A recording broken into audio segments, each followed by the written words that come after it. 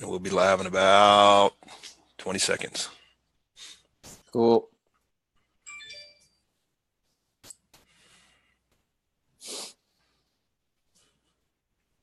We'll be live in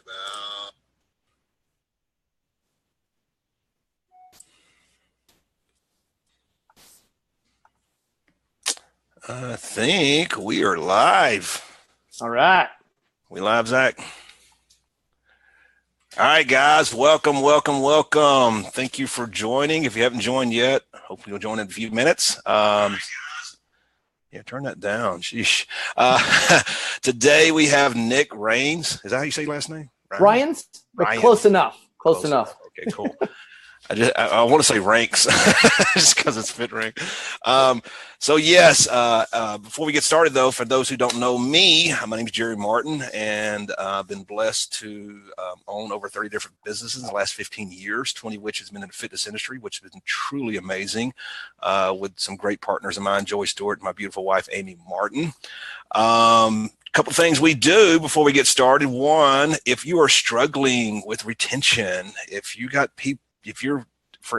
spending a ton of money getting people in your front door and find out for every 2 people you're getting, there's 1 or 2 leaving out the back door, you've got to attend the Fitness and Retention Conference. We've got people like Nick here speaking there. We're the only conference that's really geared around retention. And if you can really close that back door, then you can spend less time and money getting people in the front door and really start running your business, that your business start running you. So there's going to be a link below. We're having early bird specials. The first 50 people get that. I think we have 40 tickets left at that price at $147. You can't beat $147 to learn from leaders like Nick, and Craig Valentine's going to be there, and some other leaders in the industry that really is geared around showing you how to keep your members longer. Also, if you're struggling with nutrition, let me get that right, with your clients, and you want to give them more than just food list and menu plans and really teach and educate those members. My Fit members, there's a link, there's a video above. Check it out. Accountability, bulletproof accountability, 30 days free trial. You can't beat that. Overwhelming response. The clubs that's on it. We have over 30 clubs now using it and 1,500 members using it, and they're loving the amount of knowledge that they're learning out of that and the accountability. So that's been said. Oh, I want to say one more thing. There's an article I posted on this page about what Facebook is doing, all the attention on Facebook, and Facebook drives attention by comments and shares and likes and posts and likes and whatever. Well, everything that's being driven out there that's been at the top of our feed is mostly funny videos or politics or something like that. And informational stuff like this is not being pushed. And it's only because you're not commenting, you're not liking. And I've talked to several club owners that says, hey, I seen your show. I'm like, you didn't comment. You didn't say anything. The only thing that's going to change that is if we all band together. If we see Nick that puts out a video, or anybody else in the fitness industry that's out educating people, comment, like it, because that's going to reach more people. So we all have to band together and do that. So please, please, please, I don't care what comment you put in there. You can say something about my pretty little bald head or how good looking Ryan is over there. I don't know. What doesn't matter. Just comment something because it helps. We got Nick here today. And I'm going to let him tell you about his past. But if you have any questions, put it in the comment. We'll stop and answer any questions you have. So, Nick, tell us how you got started. All right. So I'll try not to drag this on. I'll go through it all really fast. But I got into the fitness industry when I was actually still in the Marine Corps back in, 1997 to 2001. I got my first feel for personal training, being able to be the trainer for my platoon. I helped get the overweight guys a little skinnier, helped get the skinnier guys a little stronger. And I actually really enjoyed doing that. So when I decided to get out of the Marine Corps in 2001, I'm like, hey, let's give this a shot. 2001, I started my own fitness business. And that was, back then, it was all just one-on-ones. So it was just me doing one-on-ones. Did that up until 2005. 2005, my schedule was maxed out. I couldn't take on any more clients. So I was like, the hell do I do? So I started hiring on other trainers, hire them on, fill them up, hire next one on, fill them up. So we did that with one-on-ones, and then we got into doing boot camps because those started getting big between 2005 and 2007, I think it was. So I started opening up boot camps, outdoor boot camps. So I opened up, I think the max, we got to 7 different outdoor boot camps in all the different neighboring cities. I was based out of Huntington Beach, California. So that went well for a little while, then eventually got a little bit too stressful trying to deal with that many locations and people. And I was like, So I kind of condensed it all back to my one location. We ran one bigger outdoor boot camp that was right near where our brick and mortar facility was. So did that. So that fitness business was very successful. I decided since that was so successful, I wanted to try something else. So I opened up an MMA school, since Huntington Beach is the mecca, or at least was back then, of MMA. So started my own MMA school. Went great. We taught everything from jiu-jitsu, Muay Thai, kids jiu-jitsu, MMA, weapon stuff. So, went awesome. Then I eventually took my fitness business and my MMA business and opened up a brand new facility and combined both of those into the fitness compound, which was a 6,000 square foot facility where we had half of it was fitness, half of it was MMA. That went well. During that point, I also came up with a fitness iPhone app, one of the most popular ones at the time. We were ranked number 3 in the health and fitness apps. Yeah, it was great. But with apps, they're great, and then they die off unless you put a lot. Don't say that. So what type of app was it, though, if you don't mind me asking? It was a fitness app. So basically, people could take it to the gym, type, basically put in their information, type what they wanted to do for the day, like pick the muscle groups they wanted to work for the day, and it would automatically generate a workout for them with videos showing them how to do it, the reps, the weight. We put a lot of time and effort into the build out. I sold off my portion to my programmer business partner, so he could. I didn't want to deal with it anymore. Right. So, right. Yeah, so it went good.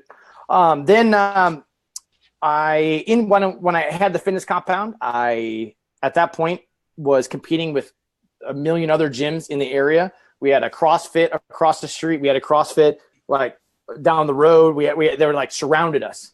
And I was at a fitness event similar to the one that you're putting on. And one of the speakers up on stage said something that, I was like, okay, he's up there. I can't remember what speaker it was. I wish I could. And he said, what are you doing differently than everybody else in your area? And for me, it's like, I got nothing, man. We're doing the same shit. We're doing one-on-ones. We're doing large group. We were doing small group. We were doing it all. So, but what are we doing that's different? So for me, I went back to my gym after that conference, and I sat there. I'm like, well, okay, what can we do different? What am I good at? What am I better at than other people? And for me, ranking came to mind. Since for me, I've been in the martial arts since I was 10 years old. I was in the Marine Corps, and when I think back on my martial arts days, I'm like, okay, I've been in the martial arts for like 20 years. What kept me there? What kept me motivated to continue on for that long? And it was the rank structure. Right. So I was like, you know what? Why don't we do something like that? A martial arts belt ranking type concept, and do that with the fitness industry. So before I started developing anything, I looked online. I wanted to see if anybody else was doing it. Nobody was doing it. Nobody's still doing it. Just you, right? So yeah, basically. Yeah. Awesome. There's not much competition out there, which is great, So we're like, okay, let's go to work. So we spent 1 year developing the version 1 program within the facility. He launched it, had a bunch of shit go wrong with it, learning curves when it first came out. But eventually we perfected it good enough that I decided I wanted to share that information with the whole fitness community. So we decided let's make this into a product, a licensed system that we can share with everybody. And that's how the Fit Ranks program was born. That is awesome. So how long have you been doing Fit Ranks? We're in our 5th year right now. So we're on our 5th year. We've got a little over 1,200 locations in 27 different countries, I think, right now. So wow. It's been well. It's gone well. That's awesome. And I know I had Chad Smith on the show a few weeks back. And guys, if you haven't, there's a link below that you can watch the previous shows. Chad had some great information. His retention rate is in the 95% range, which he told me he was spending like $500 a month on Facebook advertising, which most clubs are spending anywhere from 1,500 to 2,000 plus. It's because the good ones that are actually marketing. Yeah. So yeah, no doubt. And so definitely watch it, because he'll go into and tell you how Fit Ranks has helped his retention rate, plus his mentorship program and everything else he's doing there. And I actually seen a webinar you hosted with Alicia Stringer. Yep. And I love, for the first time I got to listen to your program, I was like, oh crap, I've heard about it. And that's okay, Fit Rank. And, I had that same response that most club owners have, and that's another bullshit concept. But once you hear, I shouldn't say that, should I? So, I mean, it's honestly, and I think I resonate with some of the people watching there is. But when I got to listen to how everything worked and the mindset behind it, if you want to go into the mindset of people, that would be great. Yeah. Because you are triggering a certain mindset there that keeps them motivated. So if you want to dip into that a little bit, because it does have retention, and I understand it, but go ahead and tap on that for a little bit. So one of the big things that we as trainers, we struggle with is the ability to get our clients to actually listen to, like, let's say our nutrition device. Okay. Something that you guys do with your Fit Member system. So a lot of people, they struggle with that. And it's like, what happens when a client doesn't listen to your nutrition device is the scale, there's no change in the scale. And if there's no change in the scale, they're going to eventually look at you and go, why am I paying you? I'm not seeing any results. Right. So, our level testing system gives people a way to show that their clients are physically progressing, physically getting stronger, physically, better conditioned, where they're showing them by actually passing a test, where if they're, if you're just patting them on the back saying, hey, you're getting stronger, you're better conditioned, it's not the same. It's not the same, because they're going to be like, you're my trainer. You have to say that. You're bullshitting me. Okay. Right. But when they actually have to pass a test where they couldn't pass it before, they go, okay, now I see, that I actually am getting better. So it gives trainers, it gives gym owners, it gives them that ability to show that type of physical progression. And another thing that I see is really lacking within the industry is giving you're showing appreciation and celebrating your clients' achievements. So a lot of times people, yes, you share their before and afters on Facebook and that sort of thing, but rewarding these people for their progress, it just does something psychologically to these people where they just, a lot of these people that they've been overweight their entire life. They've never received any sort of reward for anything physical because they've never done sports and never done anything like that. So if you're able to award these people and reward them for what they've done physically, it's a game changer for these people. We have people like, cry when we hand them their certificate and, award them with their dog tag or bracelet. It just, it doesn't seem like much, a piece of paper, but that piece of paper, that means the world to these people. Oh man. Yeah. You hit it, because I was laughing. I used to own a daycare center way back when. And, my wife has a club here behind us, and she had this star system for people who got stars for the different things they did. And my gosh, they was like fighting over stars. I was like, that's the same thing we did with kindergartners. Yeah. But it's the same mindset. And but it still works all the way up until adulthood. It still works. Yeah. Even if you did something like that, where you did it, you're bored with stars. I guarantee you, if you did it with adults, they still be fighting for them. They're like, I got a star. Like, yeah.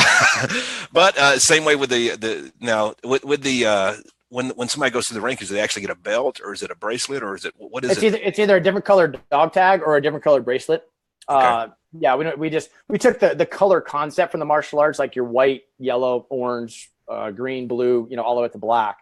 But then we put our military type theme onto it with the dog tags, or with the bracelets are actually like their survival bracelets. Then we have a dog tag that attaches to the top of it that it gets woven into. Yeah. Wow. I'm watching you. The internet's doing something funny. You just went like two times your speed. It was amazing, like a cartoon character. I don't know if I was the only one to notice that or not, but it was funny. So another thing I noticed in that interview, because I thought just assuming, as we all assume, oh man, this is going to cost a bunch of money. It's going to cost a lot of time. Do I want to do this? I don't have time because I'm a business owner and I don't have time for that crap. Even though I know it's going to help my members, I just don't have time. So yeah, just a time issue, if you don't mind. Time wise for implementing, or Oh, okay. Yeah. So yeah. I mean, with the system, I try to make it as simple as possible, because I know most of us entrepreneurs, we have ADD and we just can't focus on one thing. So when you come onto the system, I have 8 different modules that we work people through, and each video is only like 2 to 3 minutes long, because I know that's all I've got to keep people's attention before they're gone somewhere else. Right. But we also do quizzes at the end of our modules to make sure that you actually retain the information that we need you to retain, so that you can be successful with it. Right. So those couple layers of accountability really help people when it comes to implementing something and doing it properly. Yeah. That is awesome. Now, I'm going to go back to your club. When you implemented this club, how did it help your retention? Yeah, there we go. That's what the retention rate was huge. So we were sitting at like a 65% retention rate, and we jumped it up to a 90% retention rate. Within, I think, 3 months of implementing the program. We had our clients have been with us for a long time. They kind of put up I don't need to test myself. I'm not competitive. We're like, you're not competing against other people. You're competing against yourself. You're showing yourself that you're getting better, because we all need those small short-term goals. We have to have them. We have to have something to train for. If it's all about the scale and losing weight all the time, people get burned out of it. They don't want to deal with it. If you give them smaller, more achievable goals, then they're slowly, steadily going to reach those weight loss goals along the way. But if they don't have these small goals to go after, they're going to fall off, and they're going to be gone. You're exactly right. I've been really preaching have you heard the 6 Basic Needs by Tony Robbins by any chance? I don't think so. If you haven't, YouTube has it. Tony Robbins, 6 Basic Needs. He come up with that concept, I don't know, years ago, but he's on TED Talks. He's still number 6 as far as the most watched.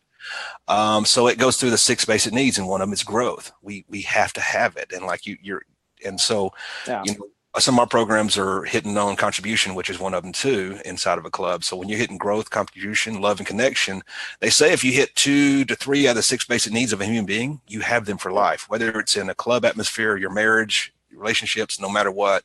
Knowing the 6 basic needs really helps, and growth is definitely one of them. We've got to grow. If we don't, we find some other ways that's not conducive to do that. Yeah. So I love that. And I also love the testing part of it, taking a quiz. That's the same approach we took with nutrition. It's like, they have to take a test and to know they learn the knowledge and can move forward. So I love that. That definitely does. Putting that test type thing out there. If people know that there's a test at the end, it forces them to actually pay attention more and actually learn more, because they know it's like, oh, there's a test at the end. I need to pay attention. So, because another thing that I'm seeing with the industry, and I'm sure you've seen it too, is that with all the competition out there, we've got to have something. We can't just be the trainer anymore, where it's like, you just put on a workout. It's like, hey, I have this awesome program design, and I'm going to put this workout on for you, and that's it. Mm-hmm. It's not that way anymore. I mean, we really have to focus on entertaining our members instead of just putting on workouts. I mean, because if you took one trainer that's like super smart, and is all about program design, and that's all they focus on, but they don't really have much energy during class, they're not really putting on a show. And then you have the other trainer that, let's say, doesn't know much about program design and kind of does shitty workouts, but he has enthusiasm and he has energy. More people are going to attend this one than they are going to attend this one. Okay. So finding a balance between the two, I think, is key. Yes, you have to have a good program design so you're not hurting people, and you're properly progressing them. But on the other hand, you've got to be entertaining with these people, because otherwise they're going to go someplace else that does entertain them, even if they're doing shittier workouts and hurting themselves. They're going to go there. Exactly. Personality trumps everything. Oh, yeah. Matt, not sure Matt Wilberg. His trainers, you was at the conference at FBS. I don't know if you've seen his trainers put on that class, but it was showtime. They were amazing. And so being entertaining is definitely one of them you've got to do. Because these people have a hard day at work. Some of their life sucks, and they want to have fun. So yeah, I have another question. Because fitness for most people is not fun. No. For us weirdos, it's fun, but for them, they're like, dude, this sucks. I don't want to do it. It better be entertaining. Otherwise, I'm not going to do that. Yeah. Well, it used to be fun for me, and I'm one of them to go, it's got to be entertaining. Yeah. So another thought I had, being a club owner myself, is, we're in the weight loss. We're dealing with fit women that's 50, 30, 40 pounds overweight. This can't be for them. And that's my thought. Oh. So help me out. Gotcha. No, we designed the program at 3 different age brackets. So there's the first age bracket is 16 to 35. So, it's good for those younger people. And then we've got 36 to 55, and then we have 56 plus. So the exercises and all the level tests are exactly the same, but the only thing that changes within the age brackets are the amount of weight they have to lift, the reps that they have to do, and the time and the rest time in between the exercises. Right. Yeah, I designed the program. Most of my clients, when I had my gym, 40 to 60 years old, 40 to 60-year-old women. I mean, that's the average for most of us. Right. Go ahead. I'm sorry. So whether they need to lose, so if they're 50 pounds overweight, they can still do this program. Or 100 yeah. I mean, that's why it's levels 1 through 8, because level 1, it's a very basic test that if someone is overweight, if they haven't done anything, they should be able to come into your gym, train for like 4 weeks, and be able to pass the test. Okay. It's easy enough where it's easy to get people involved, because that's what we want. We want people to get at least past that first level. Okay. So then they can get into the system. They'd be like, wow, that was awesome. I want to progress forward. And that's going to set your hooks in so that they continue on with you. Yeah. So you go all the way to level 8. How hard is level 8?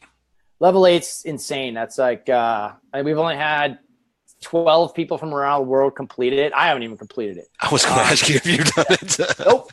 It takes about 3.5 hours. It matters on what age bracket you are, but I think everybody that's passed it so far has been in age bracket 2. So the 36 to 55. And everybody's taken about 3.5 hours to complete, because on that test, you've got to do level 7 to level 1 back to back. Yeah. You've got like 10 to 5 minute breaks in between those level tests. So it takes about 3.5 hours, but if you train for it, you can do it. So we wanted to make sure that level 8 was, it's like, that's like your black belt, man. You get to there, you're yeah. I mean, that's what I'm saying. I haven't even done it yet. So in 1,200 clubs, this got to be successful, right? This got to be working, or, Yeah. Like I said, I had a lot of skepticism. I'm going to be straight with you. I had a lot, when I first heard about it, I was like, that's a pretty cool concept, but I just don't know. But more I listen to you, after that last interview I was in, it's like, I talked to my wife, you got to check into this program. Not only that, I noticed too, that you have pre-written workouts. Yep. So one of the things we do is a lot of trainers, like what happens, they walk in their door, the morning of, and go, oh, I need to write a workout out for today. And then, they put together, it's not even really a program. It's just a workout that they take a bunch of exercises and make it into a workout. Right. So we saw that as a problem within people, and we wanted to try to make their life easier. Right. So, with our program, we release new phases of workouts every 6 weeks. And then for every phase of workouts, we have workouts from Monday through Saturday, and then we have 2 workouts a day. So a beginner workout and a pro workout. So then, you can run just the beginner workout. You can run the beginner and the pro at the same time. It's really up to you. But what we eventually did is we took our classes and split them up into beginner classes and pro classes, which my trainers love, because then they can focus on slowing the class down for the beginners and picking this pace up for the pro classes. Yeah. Gotcha. Yep. Cool. And I don't even think I mentioned this earlier. I did. You're going to be speaking at our conference. Yep. And I forgot your topic. Do you know your topic? Yep. I'm going to be going over 19 rules to live by for building your culture within your facility. Yeah, so I'm going to be going through a bunch of different stuff. It all matters on how long you give me up on stage on what I'll be covering. Right. But I'll be covering about, what I've learned over the years, the 15 years of being in the industry and running my club, all the different things that I saw that were the big things within that build culture. Right. So, I mean, some of the stuff relates to the fit ranks, testing and stuff like that, but a lot of it relates to just our everyday routine that we do with our members, because that's what builds the culture. It's not these one things that you do once a month or every once in a while. It's the things that we do every day. That's the stuff that builds the culture within your facility. It's really going back to the basics and finding out, are you doing the basics or are you letting a lot of stuff slide, which a lot of people, they let stuff slide. Right. Right. Yeah. One of the things I cover in the very beginning is like, hey, don't look at this stuff and go, oh, I already know that. I want them to look at this stuff and go, am I doing it? I may know it, but am I doing it? Yeah.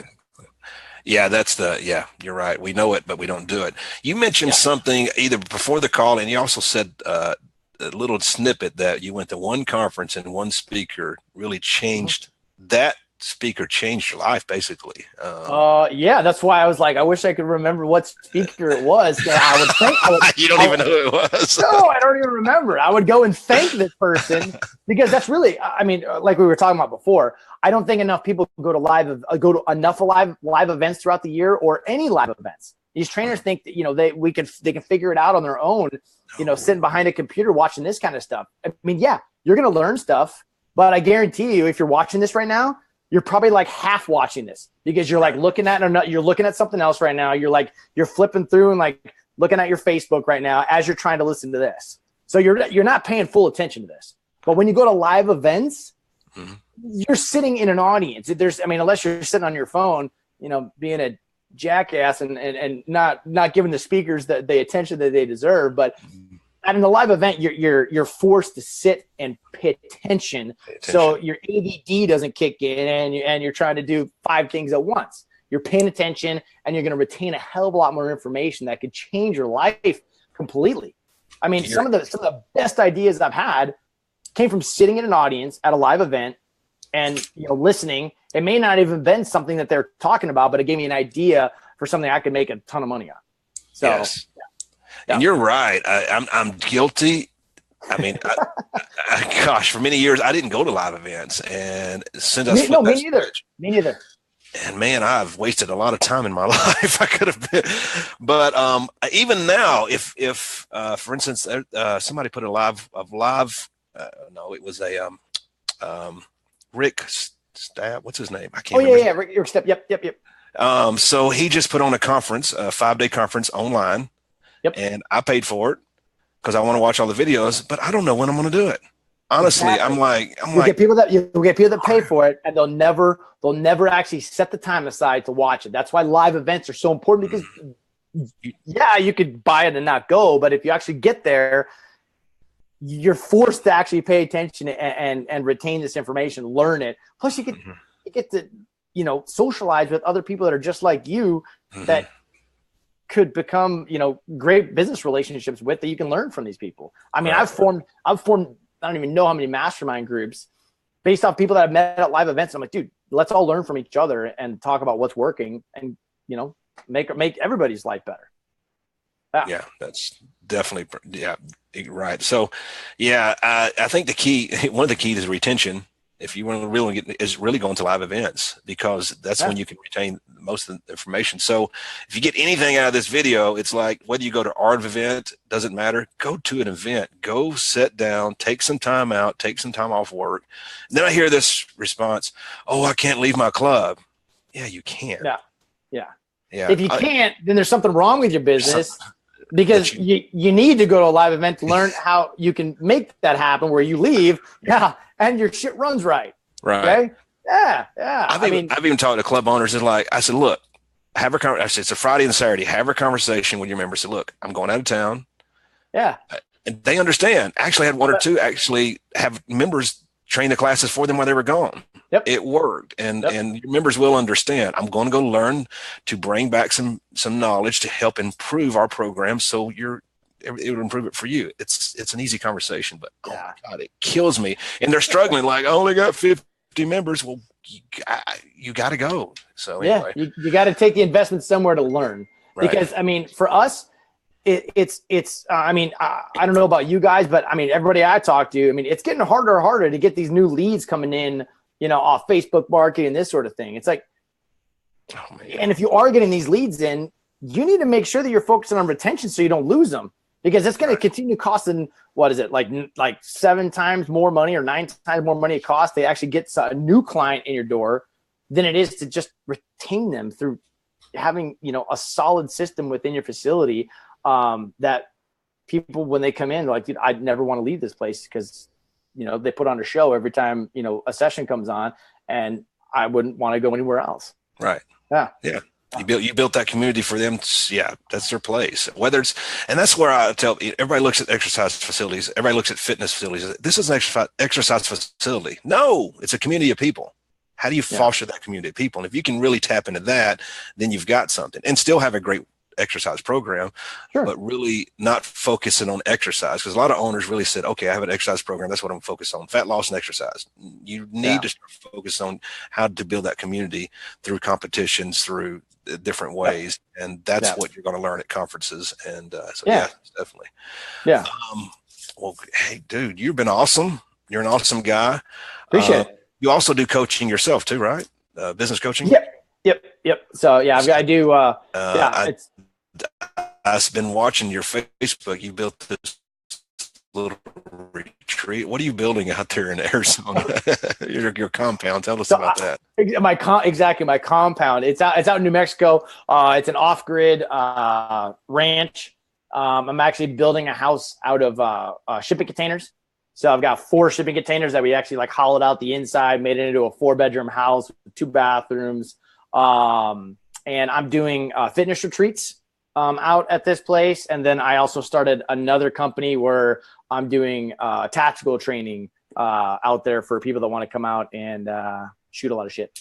Yep. I love it.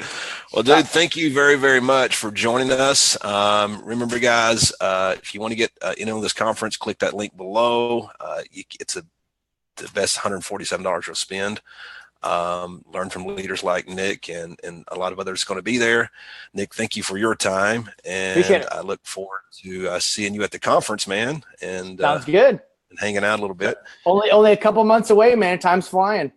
I know. Hey, also, you don't know this, but at our conferences, we actually want to have a DJ dancing. Our after party is off the chain, so we don't play around.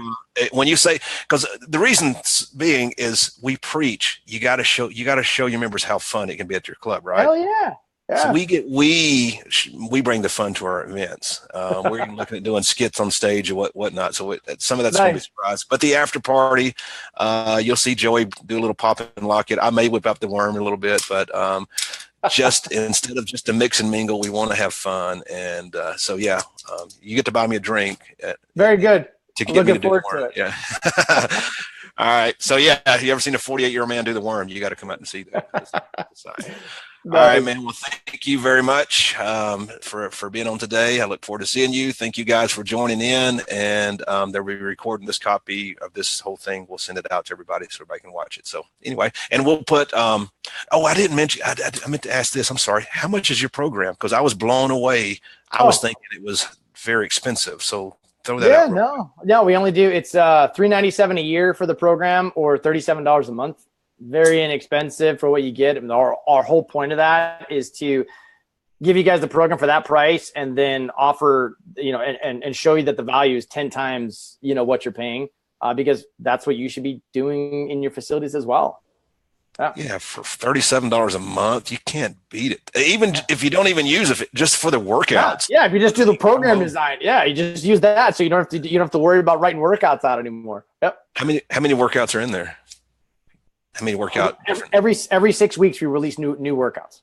Oh wow! Okay, cool. So every 6 weeks. So you first come on, you get phase 1. Every 6 weeks you get the next phase 2, phase 3, phase 4. Yeah, and then what we do is it's a drip sequence. So we keep adding workouts, phases on in the back end for all the people that have been with us since the beginning.